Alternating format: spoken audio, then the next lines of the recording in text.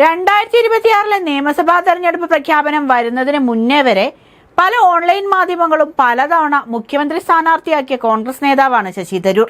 പ്രധാനമന്ത്രിയോടുള്ള മൃദു സമീപനം കൊണ്ട് BJP പാളയത്തിലേക്ക് പോകുന്നു എന്ന് പറഞ്ഞ് കൊട്ടിഘോഷിച്ചവരും ധാരാളമാണ്.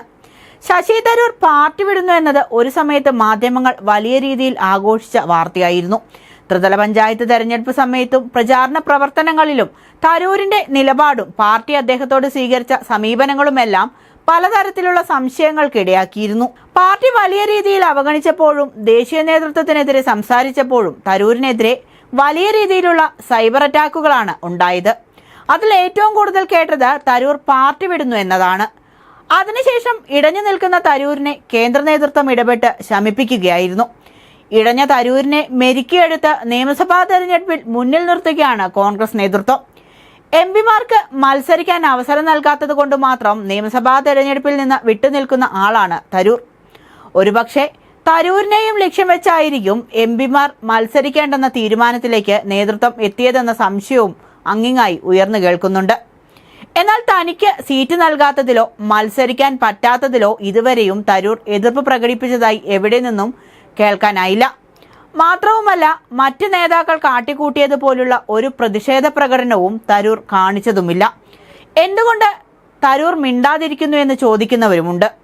തിരഞ്ഞെടുപ്പ് അടുത്തിരിക്കുന്ന സാഹചര്യത്തിൽ കേരളത്തിലെ കോൺഗ്രസ് പ്രവർത്തകർക്ക് ആവേശം പകർന്ന് തരൂർ നടത്തിയ പ്രസ്താവനയാണ് ഇപ്പോൾ ചർച്ചയാകുന്നത്.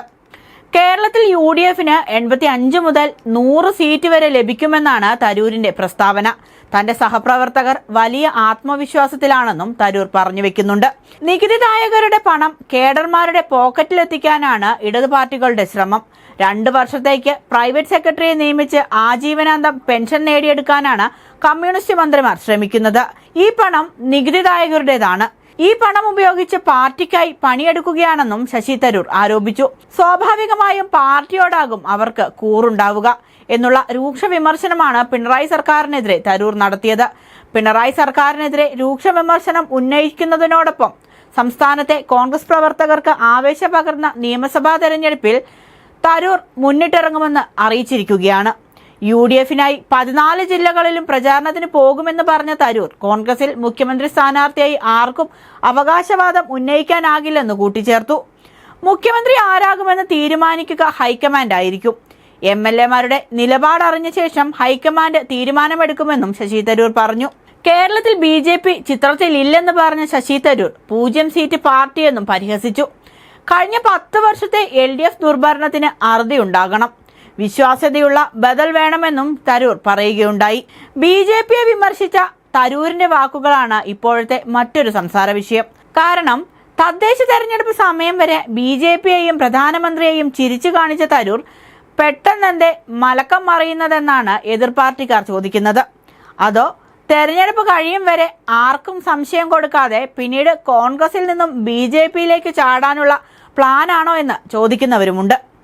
എന്തൊക്കെയായാലും ശശി തരൂർ പകരുന്ന ഊർജം കേരളത്തിലെ കോൺഗ്രസ് പ്രവർത്തകർക്കൊരു വലിയ പ്രതീക്ഷയാണ് നൽകിയിരിക്കുന്നത്. വിട്ടുനിന്ന മുതിർന്ന നേതാവ് തന്നെ തങ്ങൾ അധികാരത്തിലെത്തുമെന്ന് ഉറപ്പിച്ചു പറയുമ്പോൾ അണികളും ആവേശത്തിലാകുമെന്ന് ഉറപ്പാണ്.